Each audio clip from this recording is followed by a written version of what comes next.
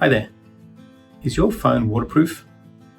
I know a lot of phones these days that you get, they claim they're waterproof, but this particular customer had an iPhone 7 and they thought their phone was waterproof and unfortunately got damaged by salt water.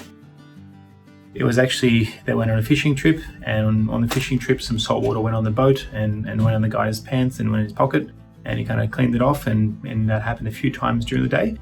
The phone worked for a couple of hours and then just suddenly turned off and it wouldn't turn on again.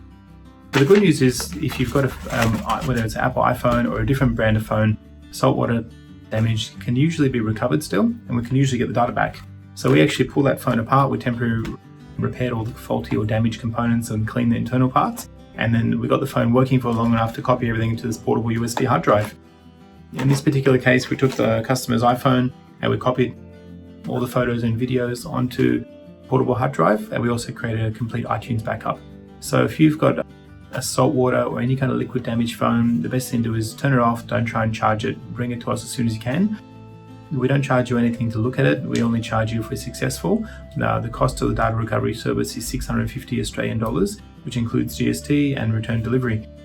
So we also offer our service to customers all around the world. So if you can send it to us, we'll recover the data, send it back to you.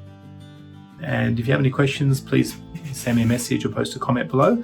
Otherwise, if you know anyone that's got a dead phone and they've lost all their photos and videos, it's definitely worthwhile trying. You've got nothing to lose, and if we can't help you, you don't have to pay anything. So please share this video with anyone you know that might actually need our help. Thanks for watching.